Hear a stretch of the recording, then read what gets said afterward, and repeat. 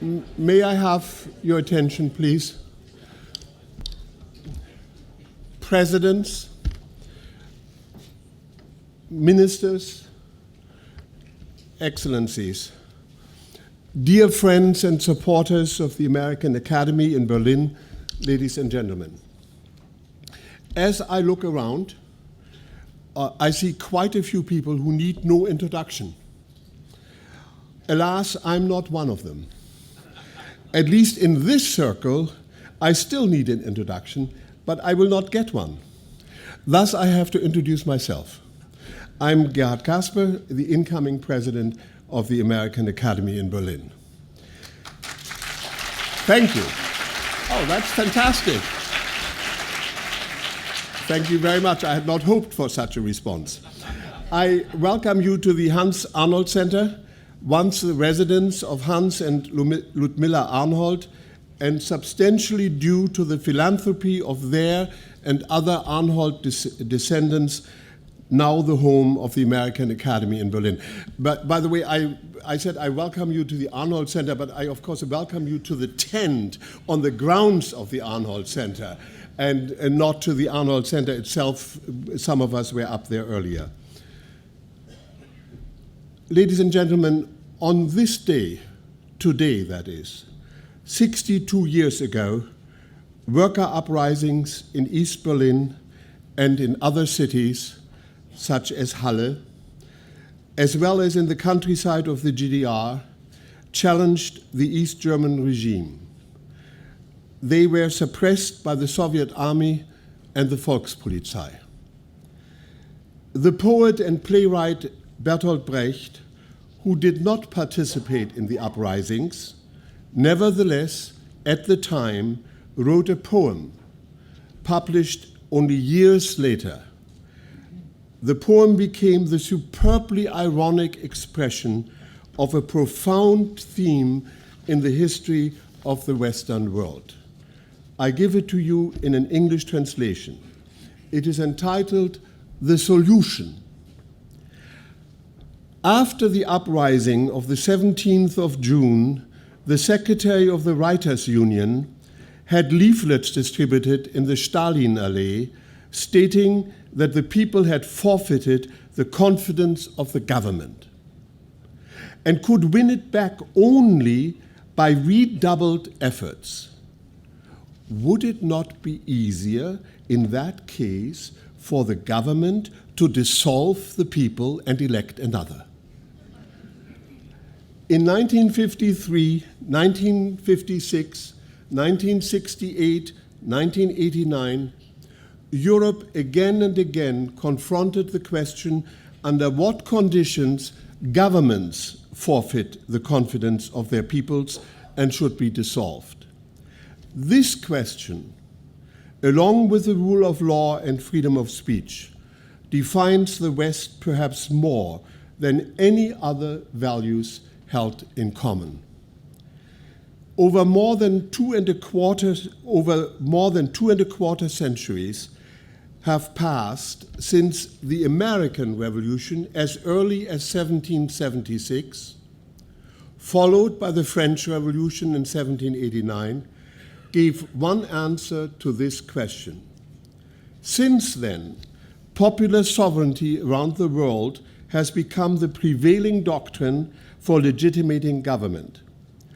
To be sure, popular sovereignty is formed and structured differently at different times and by different groups of individuals, and even a single individual will during a lifetime change his or her views about appropriate formulas to express the will of the people.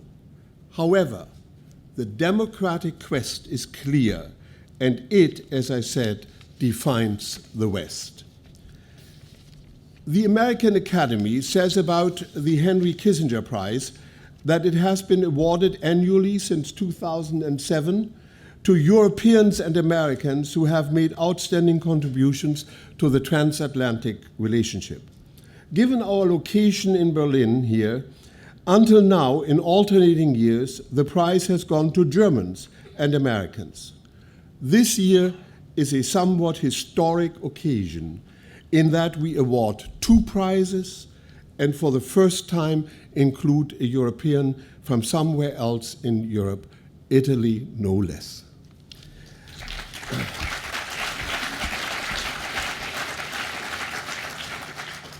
Giorgio Napolitano and Hans-Dietrich Genscher are admirable choices, as both at the national and at the European level have been working on expanding the democratic reality and its importance to the transatlantic relationship.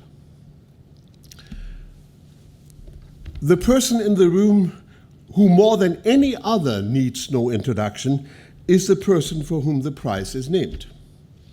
You should know, though, that a couple of years ago at Stanford, I was present.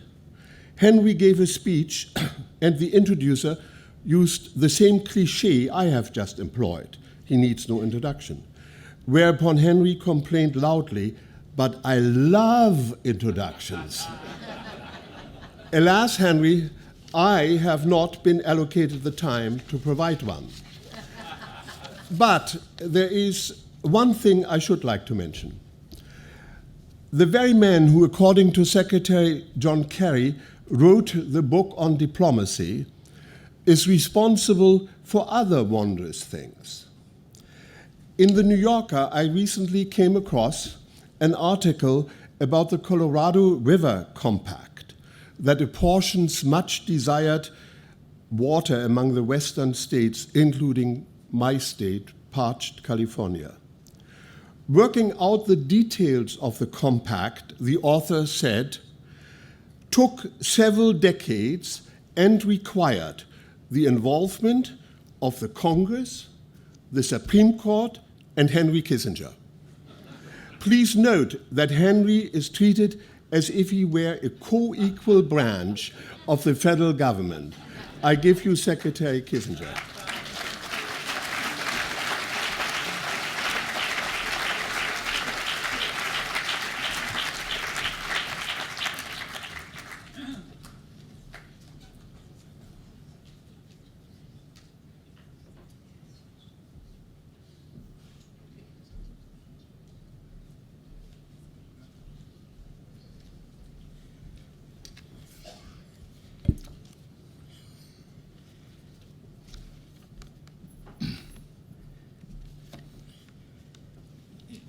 Gerhard and friends, Gerhard, we all wish you great success as President of the American Academy.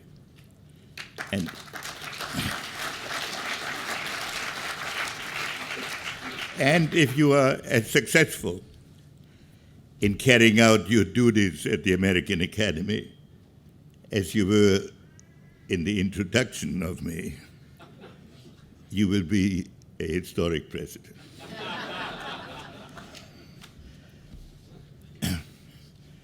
I have, over the years, reflected a great deal about the nature of leadership and of statesmanship. And there are several qualities that seem to me essential. First, a vision of a future that enables the statesman to help his society to go from where it is to where it has never been. Secondly, and that is crucially important, to devise the means by which this goal can be achieved. Third, to find a way to present it to the constituencies that have to execute it that seem purposeful and legitimate. And fourthly, to convey it to the rest of the world so that they, at a minimum, accept it and hopefully cooperate. I have had the honor of knowing two great statesmen. Hans-Dietrich, who was my colleague and friend in a period of great turmoil and adjustment of the international system. At the end of the Middle East war, at the beginning of fundamental changes in Europe. And at a time when this was generally considered a dream, Hans-Dietrich would have the vision of a united Germany, which he expressed to all of his colleagues by making them promise him that they would go to Halle with him after unification. Because we had great affection for Hans-Dietrich, we promised it, but it did not seem probable that it would occur in our lifetime. But then in a whole series of steps, he contributed greatly to bringing it closer through the European Security Conference, through a number of seemingly nuanced moves, the totality of which made the imagined ultimately achievable. And one of the high points, I would say, of my life was when Hans-Dietrich invited me to accompany him and Gorbachev to Halle,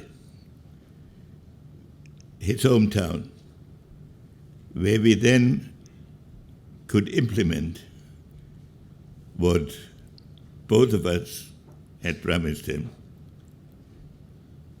How he got Gorbachev to promise it, we will have to read in his final editions of his memoirs.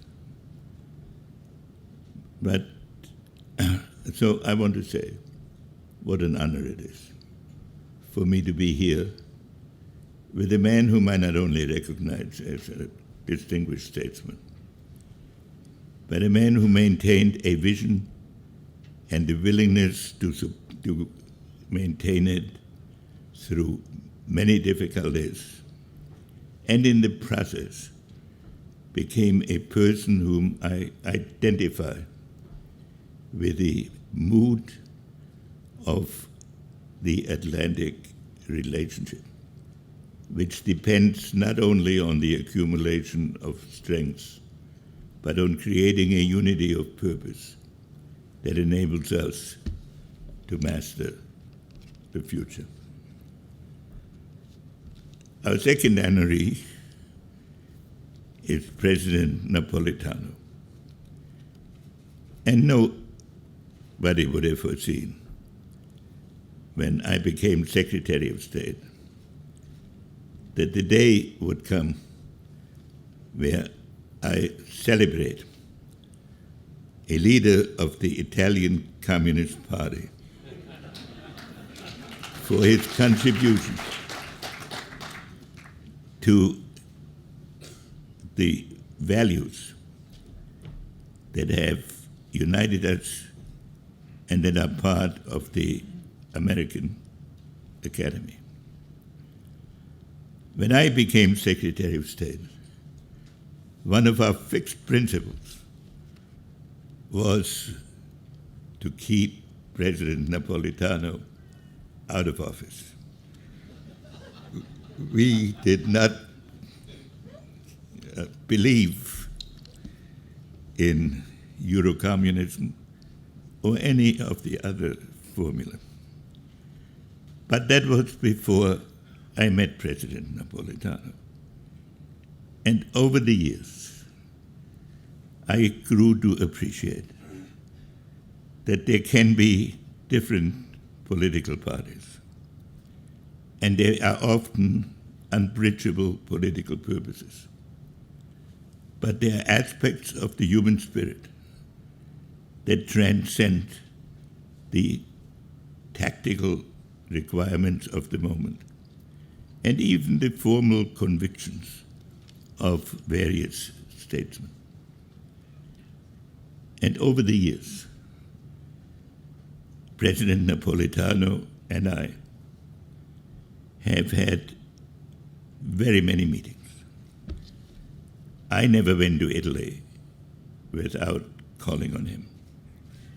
And he rarely, if ever, came to the United States without inviting me. And we did not talk about the tactics of the moment, but about the nature of our societies, about how to relate democracy to the complexities of our societies. And every time that we met, I have learned a great deal from him. And I left the meeting reassured that whatever the difficulties of the moment would be, there were some centers of concern in this world that were common. And so at the end of this process, I saw President Napolitano become Minister of the Interior, and I called on him to signify my failure. And I saw him become President of the Chamber and President of Italy, and every step of the way he contributed to the advance of democracy. And paradoxically, as it may seem in the retrospect, to the cohesion of Atlantic unity. We all know in this room that during the crisis, the financial crisis, when the legitimacy of democratic governments was in question in many countries, and especially in Italy with its multiplicity of parties and subtlety of the political process, it was President Napolitano who brought about the basis of legitimate democratic government, creating both center-right and center-left governments. And when he retired from office, or should have retired from office at the end of his constitutional term, and suggested the election of a successor, the Italian parliament, by a unanimous vote, asked him to undertake another term.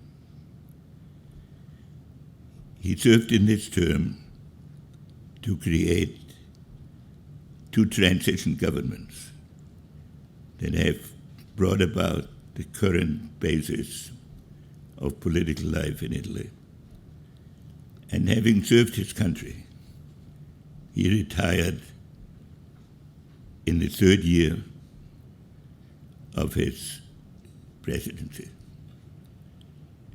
And I was moved so much by this gesture that I took the liberty of taking a trip to Rome for no other purpose than to pay my respects to President Napolitano before he left office. And it means a great deal to me, as it does to all of us, that we can pay respect to him tonight for what he has done for his country, but for what he has done for democracy. What he has done for the faith of Atlantic people in the possibility of thoughtful and decent and long-range government.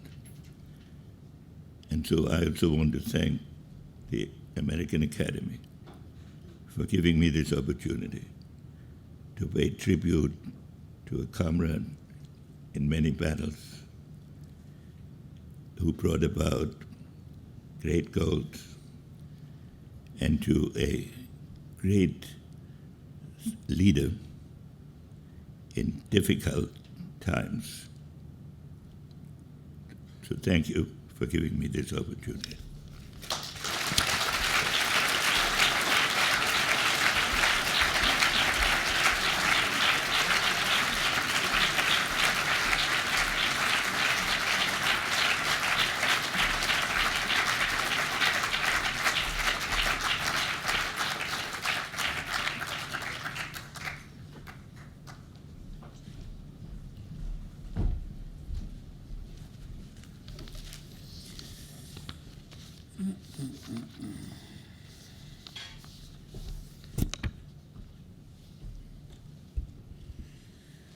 Ladies and gentlemen, dear friends, in a speech he delivered in Paris on 29 September 2010, Giorgio Napolitano said, "The uninterrupted commitment of Italy as one of the builders of an ever-integrated Europe has been crucial in fostering the historical role and the progress of our country, and at the same time essential to the process of transformation of our continent under the light of democracy." It was a reflection certainly inspired by the celebrations of the 150th anniversary of our national unity.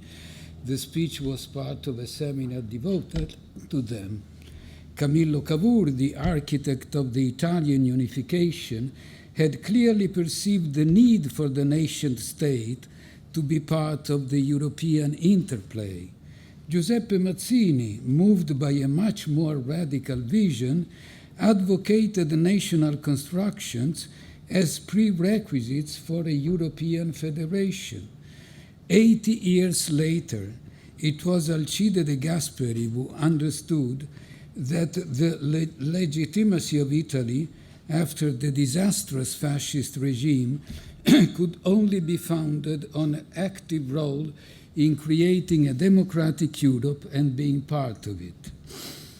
How these views could be shared from inside the Communist Party, Harry, cannot be easily understood by those who ignore that several Italians became members of that party in their early years, not because they were communists, but because they were anti-fascist. And that party was the only organization remained in the country to fight the regime. Among them, there was the young Giorgio Napolitano, who certainly had read more Benedetto Croce and his History of Europe than Karl Marx and his Capital. In the 70s and in the 80s, Napolitano played a key role in disconnecting his party from its initial anti-European stand and in promoting what he later on defined as the European apprenticeship of the Italian communists. He convinced Altiero Spinelli, the icon of the European federalists in Italy and all over Europe, to run for the European Parliament as representative of the Italian communists. He also established personal relationships with prominent figures of the European elite and was recognized and accepted as a welcome and highly esteemed member of it. He started off in the late 60s, going to London and meeting prominent figures of the Labour Party. Initially, they were members of the left wing of the party, but after a while, Dennis Healey and Roy Jenkins became his British counterparts, not Tony Benn nor Michael Foot. More widely, his network was enriched by Mario Soares, Shimon Peretz, Heinz Fischer, and most of all Willy Brandt, the seal of the long-standing relationship with the SPD. Isn't it extraordinary that Brandt and Napolitano had scheduled and actually held one of their meetings on 9 November 1989, a few hours before the Berlin Wall fell? A new Germany, but also a new Europe, had their birthday on that day. A new Europe to be restructured both internally and in its external relations. While the USSR was disappearing, the anti-American feelings of a good part of the not only Italian left could play a role in promoting the separation of our destinies from the ally of an ended war. Giorgio Napolitano had timely contributed to the antidotes, at least as far as his party was concerned. The evidence: not only the Italian communists in the European Parliament, but their Secretary General Enrico Berlinguer saying in June 1976 that he felt safer under the umbrella of NATO and did not want the transatlantic alliance to be disputed. A few years later, accepting the deployment of cruise missiles in Sicily against the Soviet threat remained awkward to them, but the way had been paved to their full integration in the European left. In 1975, Giorgio Napolitano was invited at Harvard by Stanley Hoffman on behalf of the Institute for Advanced European Studies, but he could visit the States for the first time only in 1978. Henry has told you implicitly why.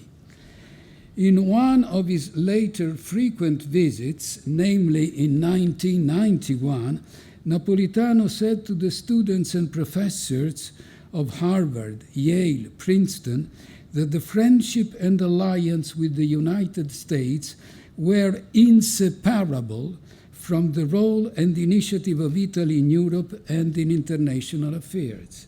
And inseparable they have been for me, he will write later on, along the 30 following years, as well as in the years of my presidency. End quote. President Napolitano has repeatedly underlined one by one the reasons of the alliance with the Americans. First, the European civilization and culture reincarnated, he literally writes, in the American society.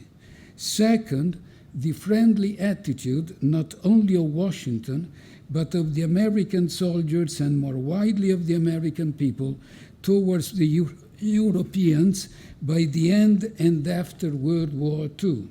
Third, decades of close partnership in the Atlantic Alliance, during which common experiences and ties have allowed us to understand each other much more than anybody else, and not only in military matters.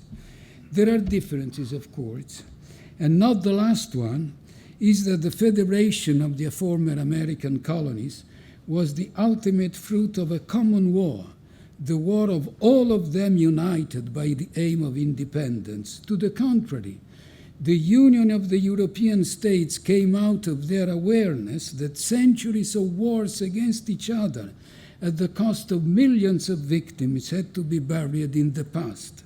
This made our union difficult, based as it was not upon a pre-existing solidarity among us, but upon a solidarity to be created by staying together and by discovering not only our common interests, but also our common aims and values. It is difficult, but for this very reason, the project of an ever closer union, Giorgio Napolitano has written, has been the highest example of gentle utopia, produced in centuries, the 19th and the 20th, during which other utopian ideologies were forged that brought with themselves violence, death, and oppression, even in sharp conflict with their original ideals. The European utopia has brought progress and liberty. It has been such as not to be transformable, he has written, into its opposite. Its true and most profound meaning inspired the meeting between him and the German President Joachim Gauck on 24 March 2013 in Sant'Anna di Stazzema, where in 1944 a division of SS soldiers had captured and killed more than 500 civilians. The two presidents embraced each other silently. In no other occasion I have perceived the sense of Europe so intensely expressed. But now, as we all know, solidarity is at risk, and doubts are expressed on the future itself of our utopia. Not by Giorgio Napolitano. He dwelt on this crucial topic here in Berlin, giving the Willy Brandt lecture at the Humboldt University on March the 1st, 2013. He seems well aware that the climate of trust and confidence Europe needs has faded away and has to be restored. He knows that in these years of crisis, too many Europeans feel abandoned and without a future, and are more and more attracted by populist and anti-European movements. He consequently declares that for social and political reasons alike, the priority must be, I quote, to provide effective answers to the jobless and disadvantaged ones. But this does not discourage him from saying that beyond these answers, the tendency to seek refuge at the national state level, and here Napolitano literally quotes President Gauck, should be overcome in the name of more Europe. More Europe, not necessarily by the step-by-step solidarity preached by Robert Schuman as a necessary prerequisite of our slow progress toward deeper integration. Under the present conditions, what Jean Monnet once suggested is needed, namely a specific creative act involving a new delegation of sovereignty attained by a renewed common political determination. Integrating Europe, however, is not only making its institutions stronger. We have striven, Monnet's words again, not to unite states, but to unite men and women. Through the great flows engendered by the free movement of people and the encounters and exchanges between young people. Political institutions, of course, but first of all as multitudes of men and women acting in society according to rules based on freedom and solidarity. Only such a political union can give the Europeans the will and the voice qualified to act and speak truly in Europe's name. We, I quote again, have left well behind the question, uttered only half in jest, of exactly which phone number to call to speak to Europe. What is expected of us as Europeans is the strength of a common political line and the strength of a credible leadership that operates through efficient institutions and with a higher degree of consensus and participation by the citizens. In reading Henry Kissinger's word order, I was impressed by his analysis of Europe so close in its main threads to Giorgio Napolitano's ideas. You can't pursue a monetary union side by side with fiscal dispersion and bureaucracy at odds with democracy. Rules and norms are essential, but they cannot replace the political will that is needed to unify Europe and give it a global strategy. Such global strategy should be framed inside the Atlantic community. in the interest not only of Europe but also of the United States, which does not want to become, Henry writes, an island off the shores of Eurasia. Henry Kissinger concludes this part of the book with the image of Europe suspended between a past it seeks to overcome and the future it has not yet defined. I'm sure he agrees with me if I conclude that Giorgio Napolitano is the ideal coach for the European team still in search of its future. He knows how and where to find it. He deserves this prize. Thank you.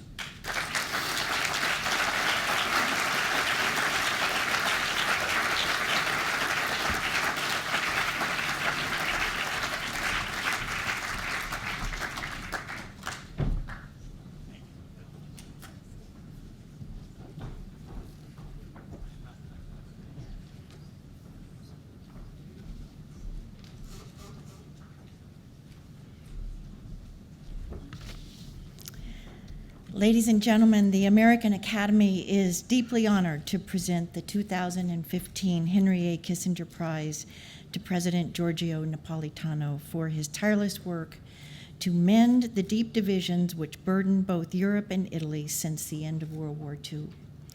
His unwavering focus on promoting democracy and social harmony during a career in public service which spanned 6 decades is unparalleled. So too is his dedication to establishing political continuity in his country during a period of economic and political difficulty. President Napolitano's leadership was also marked by his devotion to an integrated Europe and his genuine friendship with the United States. Therefore, it comes as no surprise that President Napolitano is respected across the political spectrum and on both sides of the Atlantic. He has been widely recognized for his dedication to democracy, both in Italy and as a 2-time member of the European Parliament in Brussels, in addition to his efforts at creating a more integrated and inclusive Europe. President Napolitano was responsible for transforming the Italian Communist Party into an important member of Europe's family of center-left democratic parties, and as president, he was able to transcend Italy's deeply partisan political landscape and set the course toward renewed economic health following the financial crisis. Perhaps the greatest tribute to him came in 2013 when Giorgio Napolitano was asked to stand for a second presidential term, a request he honored despite his intention to conclude his political career after well over half a century of service. Mr. President, on behalf of the trustees of the American Academy in Berlin, we are very pleased to present you with the Henry A. Kissinger Prize.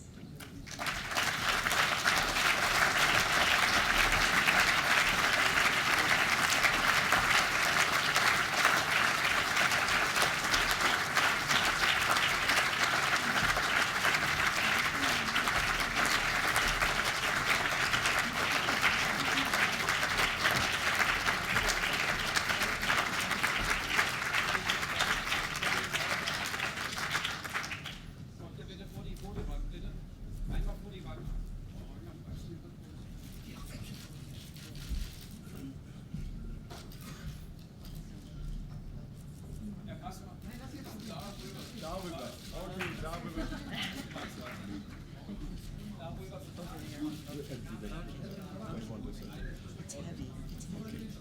Yeah, okay. So,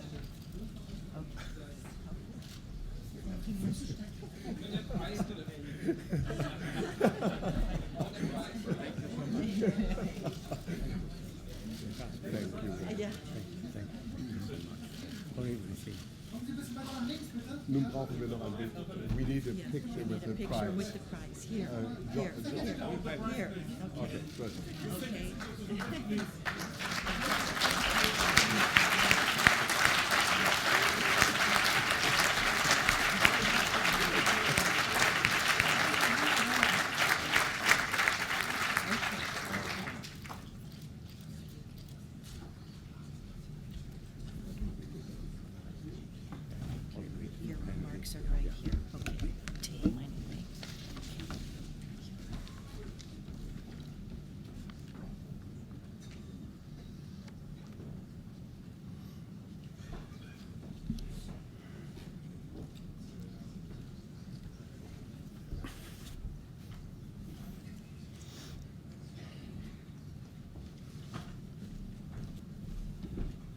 President Casper, ladies and gentlemen, you can easily imagine how honored and grateful I am for the decision of the American Academy in Berlin to award me, well beyond my personal merits, the 2015 Henry Kissinger Prize. In fact, I simply feel to be a witness of the extraordinary force of the values of liberty and democracy as a fundamental heritage of the European civilization. An extraordinary force which was bound to prevail in Europe after the Second World War on any misleading ideological wave. The key values of liberty and democracy were embodied already in the late 40s of the past century in the European unity project and process, and at the same time in the establishment and consolidation of the Atlantic Alliance and Community. It was essential to gain a growing support for those two pillars, fighting and defeating the anti-American ideology which was nourished during the Cold War in Western Europe too. Gradually, all the main social and political forces in Italy and in other West European countries identified themselves with the double, inseparable commitment for the development of European unity and for transatlantic solidarity. To this purpose, I devoted more and more my energies in any capacity, as parliamentarian, as member of government or head of state, until and after the full unification of Europe took place on the same basis of liberty, democracy, and peaceful cooperation. And I warmly thank you for recognizing my contribution here today to the decision of this Academy, an institution which is a symbol of the joint effort of America and Germany as driving forces of contemporary international relations. Let me also consider this prize as a tribute to the Euro-Atlantic relevant and constant role of my country, Italy, that I have in recent years been serving as President of the Republic. The 20th century, of which Henry Kissinger and I are both sons, was in its second half an age of confrontation and tensions, but also a time of genuine evolution and of closer reciprocal understanding between the peoples and between single personalities acting on the international scene. This is also the story of the personal relationship between Henry Kissinger and myself. I cannot compete with the generosity of the tale and of the evaluation we have been just hearing from Henry Kissinger. But I would simply tell that through several years and many various occasions of exchange and dialogue, we could know each other more directly and more deeply, becoming authentic friends. That meant for me the possibility to appreciate in its full extent the knowledge, the wisdom, and the vision he has offered and offers to the attention of citizens and of the public. Mr. Chairman, younger, much younger generations are now in the first line of political life in Europe, affirming their leadership and shaping international relations. The world has radically changed, as we all know. It looks now very different from the optimistic expectations following the end of the Cold War. Upheavals of various nature and multiple unprecedented challenges are already characterizing the 21st century. We can face them. This is the point, only strengthening, not weakening, the great achievements which concluded the 20th century. European integration and transatlantic cohesion represent a valid premise and basis for building the future, at the condition that Europe, as Henry Kissinger has written, becomes an active participant in the construction of a new world order rather than consuming itself in its own internal issues. Ladies and gentlemen, this is the message we have to deliver to the citizens and to the leaders of today. Thank you.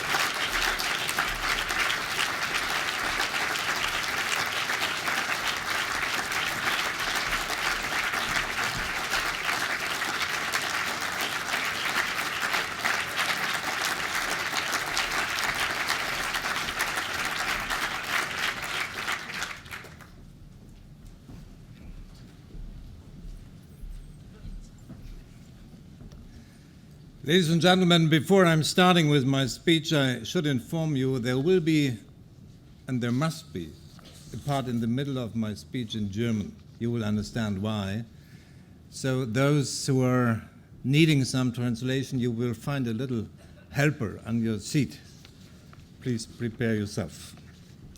Mr. Secretary, dear Henry, stimato Presidente Giorgio Napolitano, lieber Herr Präsident, lieber Heinz Fischer, caro Giuliano Amato, sehr verehrter Herr Professor Kasper, meine sehr verehrten Damen und Herren, ladies and gentlemen.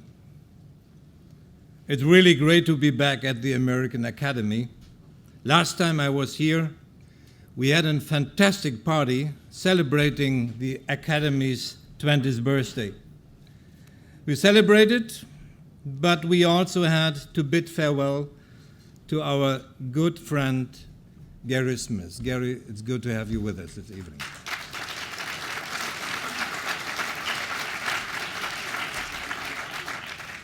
Now we are about to open a new chapter in the life of the American Academy. Dear Gerhard Kasper, we welcome you to Berlin, and I look forward to working with you.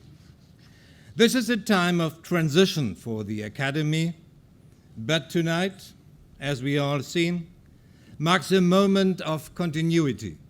Tonight we have come together for one, the Academy's most venerable and famous institutions, the Henry Kissinger Prize. And how fitting. The recipient, whom I'm honored to introduce, is himself one of Germany's most venerable and famous political institutions, Hans-Dietrich Genscher. Schön, dass Sie bei uns sind, Herr Genscher.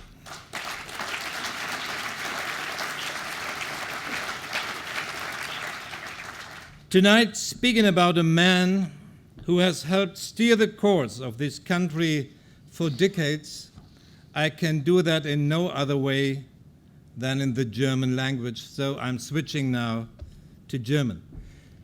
Lieber Hans-Dietrich Genscher, als fünfter Redner des Abends muss ich einfach schon dem Publikum zuliebe mit einer kleinen Geschichte beginnen. Und wo sonst könnte sie entstanden sein als im Amt, das Sie, verehrter Herr Genscher, eine ganze Generation lang wirklich geprägt haben. In dieses ehrenvolle Amt durfte ich, wie Sie wissen, vor jetzt schon mehr als 1,5 Jahren zum zweiten Mal zurückkehren. Ende Dezember 2013 stehe ich also in meinem alten, aber noch nicht vollständig eingerichteten Büro. Sie kennen das alles aus Ihren eigenen Erfahrungen von Umzügen, stapelweise Bücherkisten, Möbel in Schutzfolie und mein Computer stand auch noch nicht. Also will ich mich mit meinem Laptop wenigstens mal ins WLAN einwählen. Aber das WLAN will natürlich ein Passwort. Und ich gehe ins Vorzimmer und frage Frau Kaiser, was ist denn das WLAN-Passwort? Und Frau Kaiser reicht mir einen Zettel mit einer langen Kombination aus Buchstaben und Zahlen, wie das ebenso bei WLAN-Passwörtern ist. Ich tippe also nichts ahnend vor mich hin LLWSZIGUIMDHLA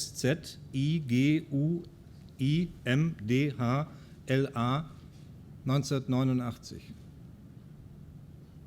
Irgendwie stolpere ich über das 1989 hinten und lese nochmal langsam. LLWSZIG. Und ich glaube, Sie stutzen genauso wie ich damals gestutzt habe. Leichter wird's, wenn man weiß, dass es Anfangsbuchstaben von Worten sind. LLWSZI. Und was heißt es? Das sind die Anfangsbuchstaben von liebe Landsleute, wir sind zu Ihnen gekommen, um Ihnen mitzuteilen, dass heute Ihre Ausreise.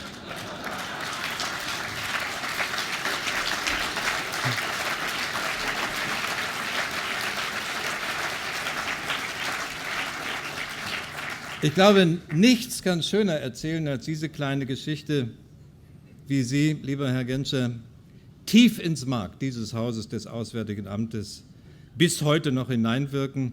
Und zwar nicht nur mit jenem legendären, damals im Jubel ertränkten Satz vom 30. September 1989 mit dieser schönen Geschichte. Das Problem ist nur, jetzt wo ich es Ihnen allen erzählt habe, müssen wir das Passwort ändern. Es gibt nur noch wenige lebende Politiker, die die Geschichte Deutschlands nach 1945 so lange und so nachhaltig geprägt haben wie Sie, lieber Herr Genscher, als Außenminister der Einheit, der das 2+4-Vertragsformat erfand,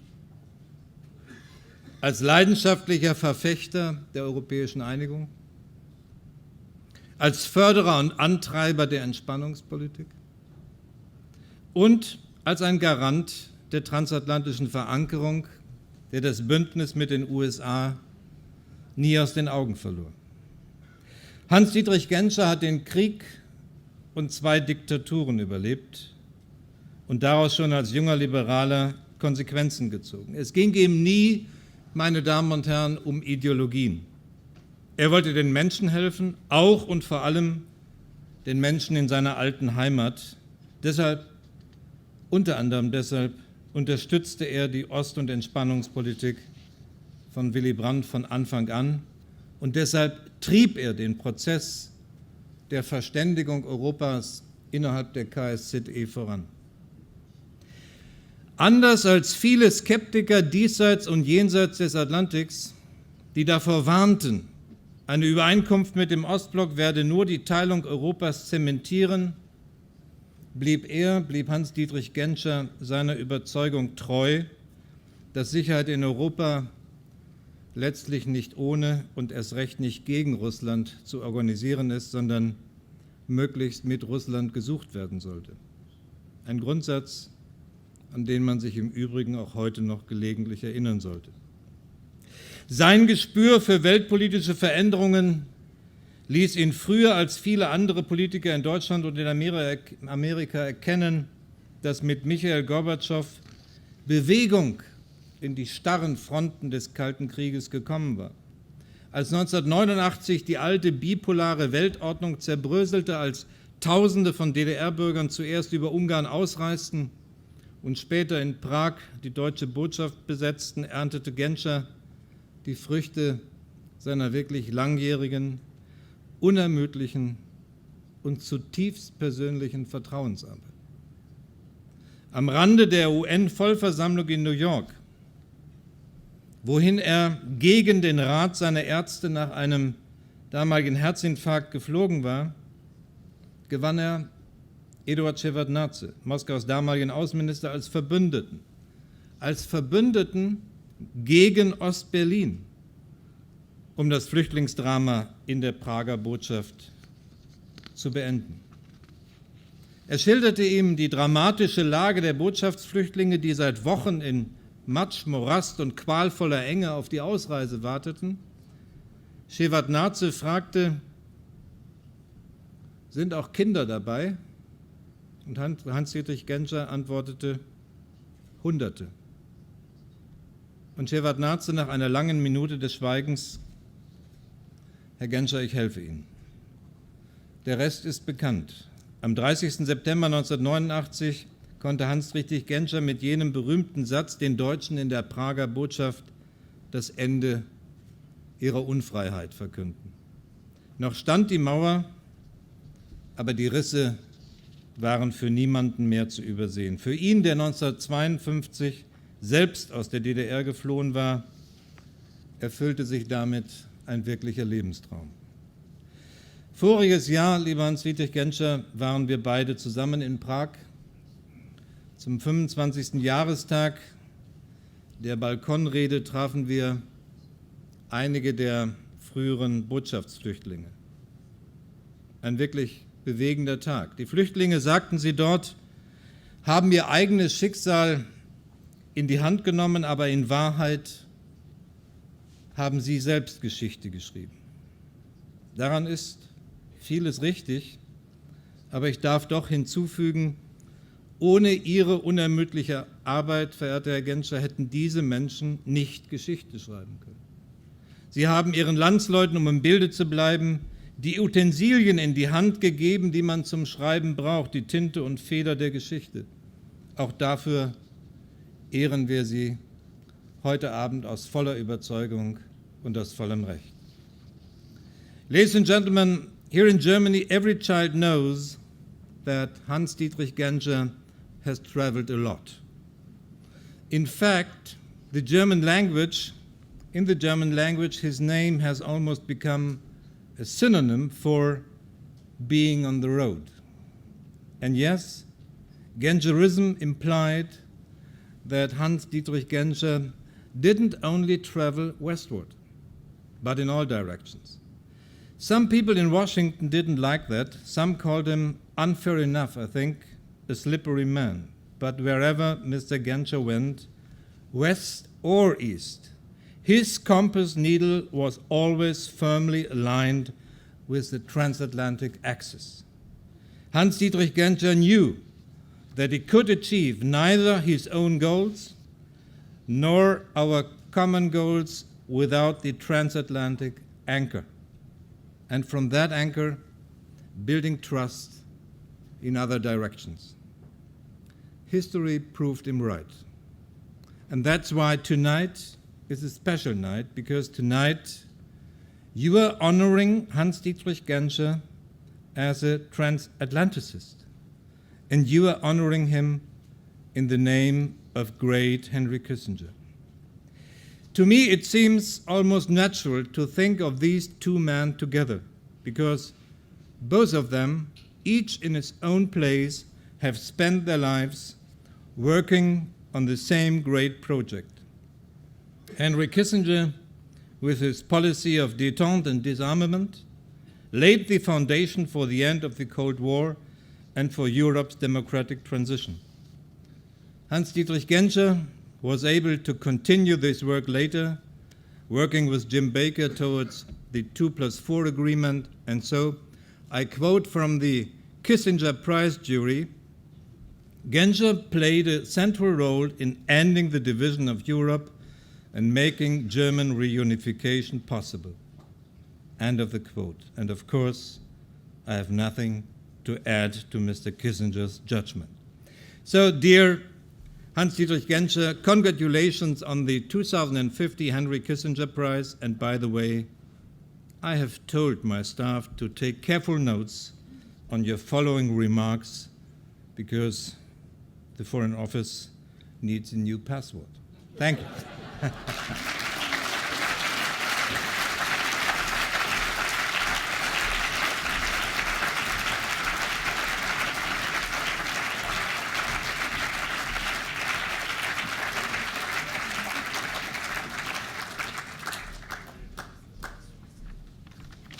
At the risk of being quite redundant,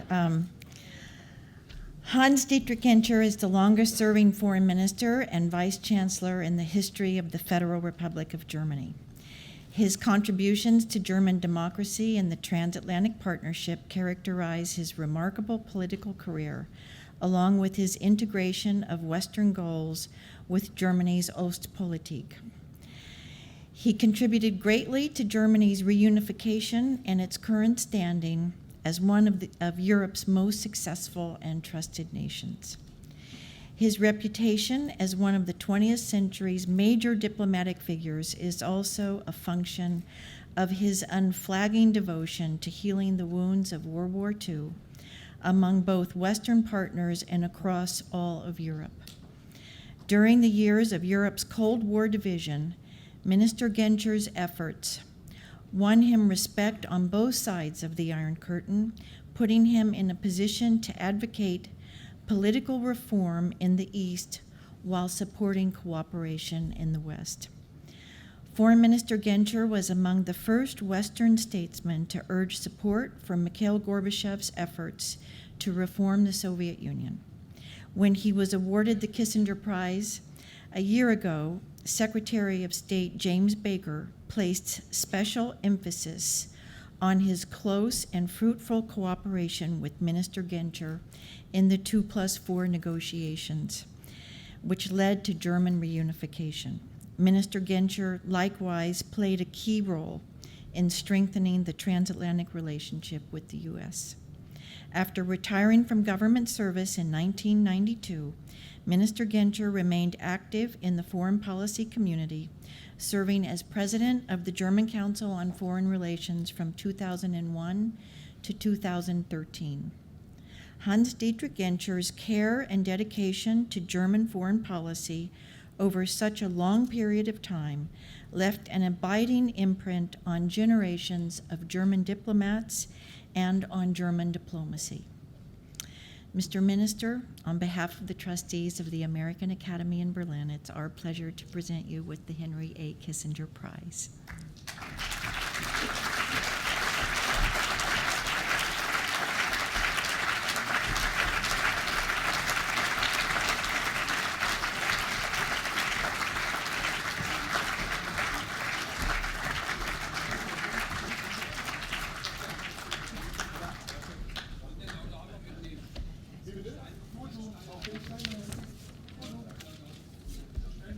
Herr Steinmeier wird hier Witwe sagen.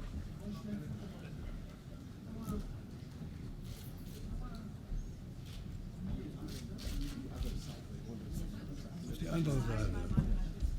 Können wir uns hier. Okay.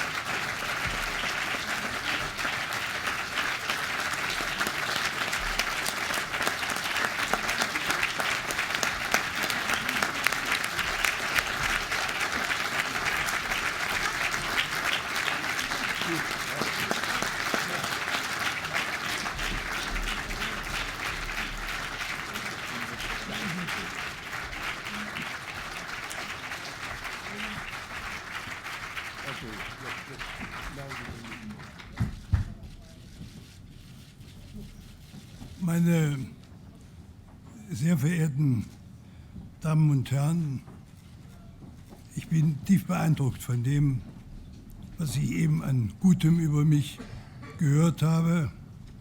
Ich werde das auch nie vergessen, auch nicht diejenigen, die es gesagt haben. Aber ich möchte doch so viel sagen.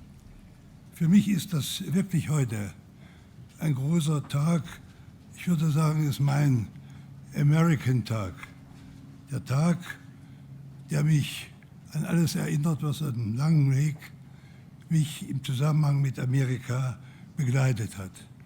Vorab aber herzlichen Dank für jeden Einzelnen, der gesprochen hat. Henry Kissinger. Ich will es einmal so ausdrücken. Aus Bayern ist viel über mich gesagt worden, aber nur wenige, die in Bayern geboren sind, haben so nett über mich gesprochen. Und wenn hier als besonderer Verdienst hervorgehoben wurde, dass ich 18 Jahre Außenminister war, so ist es geradezu gegeben, seherisch ausgewählt, dass ein italienischer Präsident und ein österreichischer Präsident hier heute aus gegebenem Anlass da sind. Denn beide Länder haben etwas mit meinem Rücktritt zu tun. Als der ÖZI an der österreichisch italienischen Grenze gefunden wurde, brachte man ihn nach oben in ein Bauernhaus, zündete den Kamin an und nach 20 Minuten kam der Mann schon zu sich, er öffnete die Lippen und die erste Frage, die er hatte, war, ist der Genscher noch Außenminister? Und da habe ich zu meiner Frau gesagt, ich glaube, es ist Zeit. Meine Damen und Herren, I really feel honored among those who gave the name to the award and those who received the award. Today, and this should not be forgotten, and Mr. President, you mentioned it, today we commemorate the proud, the tragic, and all but forgotten 17th June of the year 1953, the first peaceful uprising in the Soviet-controlled part of Europe after Second World War. It was brutally crushed by Soviet tanks, yet it remains a forceful and courageous declaration of Germans' belief in freedom and democracy in the period following the Nazi dictatorship. In 1989, again, the Germans in GDR, speaking for all Germans, courageously declared their attachment to freedom. I remain immensely proud that my hometown Halle in 1953 was one of the centers of the resistance. For the first time, I made my commitment to the United States was in October 1944. At that time, I was 17 years old.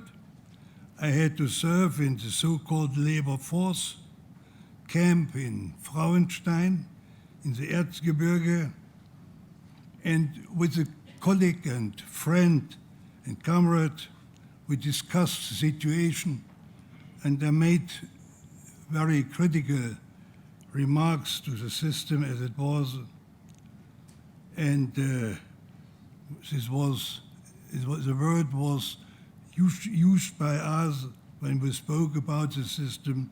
The question was, are you against or not? So I had agreed that I am against. And he said, I was very happy what you have said now.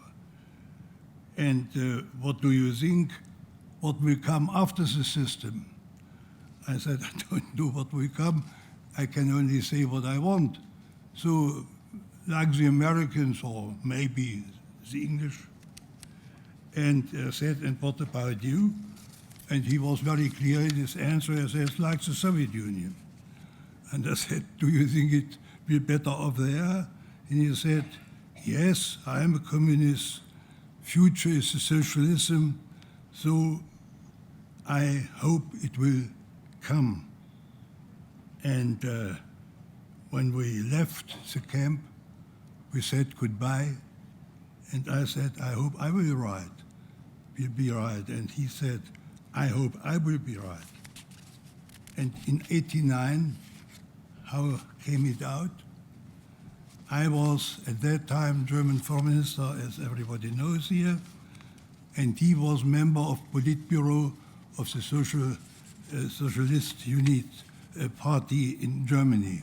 So everybody had reached what he wanted, but I was on the better side.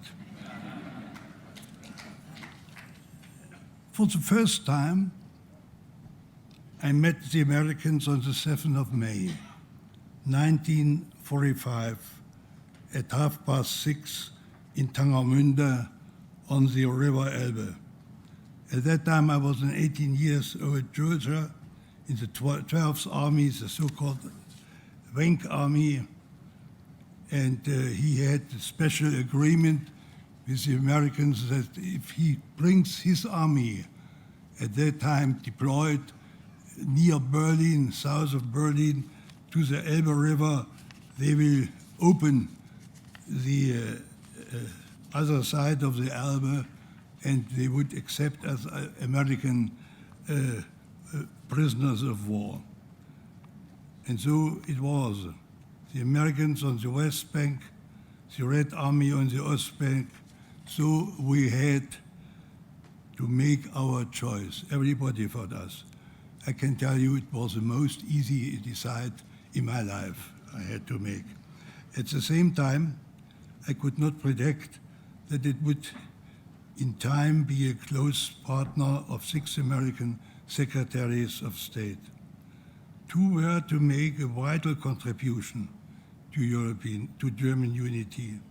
At my first meeting with Henry Kissinger, after my appointment, I had to solve some problems in the negotiations for the final act. And there was a question about the right to change borders peacefully, and the Russians insisted that borders never should be changed. We were never allowed to change borders because this was for them a blockade against German unification. And I asked Henry to support, to help us in this question, and he made a very understandable proposal. He said, propose it on the negotiation table and I will support you. And I said, thank you very much for your understanding, but I would prefer that you present the proposal and it will support you. He accepted, and he accepted successfully, though as I will never forget, because some people in Germany even had forgotten. That's what will be sometimes nobody could really see so in such a short time the case that we have to prove what we agreed in the CRC final act. Yeah, so 2 times I had the right and the freedom to go to the West. That means also to the Americans. That also is true for democracy and freedom. And ladies and gentlemen, that is binding. This is binding forever, and that I will never forget. So I was very happy that last year James Baker was decorated here because his role was crucial in the 2+4 negotiations. And today we should remember this. Today I will really understand how important for us the support of the American side. So for many occasions, after all what happened in the dark 12 years, we received friendship and vital support by the United States. And I would say this is a basis for a partnership and friendship that will stay, I'm sure. Last year, I had the opportunity to speak some words here on this occasion. And for me, it was moving that I could say to him what I feel. And I think this not only is felt by me, by all of you, and by most of our German citizens. I remember, and I will repeat this, what I said 1 year ago, when on the day when the wall came down, had the will to speak to James Baker, the operator in the Foreign Office tried to connect me, and he came in his private house. And before connecting us, he said, Mr. Secretary, God bless America. The transatlantic bridge, united Europe and the United States of America, is supported by a strong and robust German crosspeople. and who are the pillars of this unique connection. They were the man who came from the prize, this prize is named, and the prize winner from this day. And for me, as a third in this group, it's only up to say thank you very much. Thank you, my good friends, for what you have done for our country and for what means things people say. And it's the American people, and these are my last words. God bless America. Thank you very much.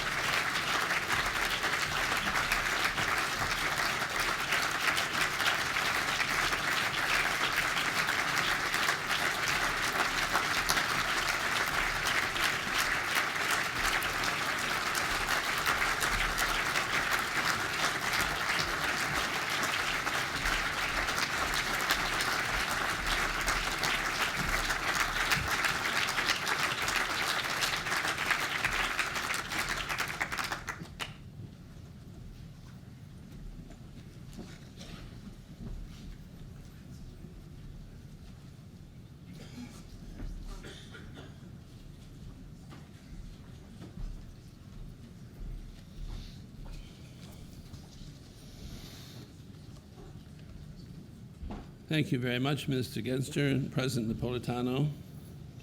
My whole role here is actually to thank everyone for being here this evening. But I can't escape a certain personal comment coming from Minister Gencher's statement, because Secretary Kissinger doesn't know this either, but a day later after they made that agreement, I was the person who negotiated that for the United States in Geneva at the final session on the Helsinki Final Act. And for me, that was one of the major moments of my life when I saw this final act actually confirming that there was going to be a unified Europe. We never could have thought it was going to happen so soon, or maybe even at all, but that was the first time that it was written down, and I thank both of you for the role that you played in this. We're soon going to invite you upstairs to some wine and some good cheer to continue the discussion that we've had here today. This evening is important for us because it's what we do. We bring people together. We bring great statesmen, but also normal people together to talk about the things which make us friends and partners. But we can't do this without the people who help us make it possible. Of course, Foreign Minister Steinmeier, we're very grateful that you were here this evening, and Mr. Amato, Mr. Justice Amato, for adding your strong words to the nomination of our two prize winners. But, of course, one has sponsors. It's important that we have support for these events. Tonight, we want to give our gratitude to the generous support of Bloomberg Philanthropies, the Robert Bosch GmbH company, and Cerberus Deutschland, who have made all of these wonderful arrangements also possible. And of course, our great gratitude always goes to the descendants of Hans and Ludmilla Arnold, who have made possible the location of our academy in this wonderful villa on these wonderful grounds.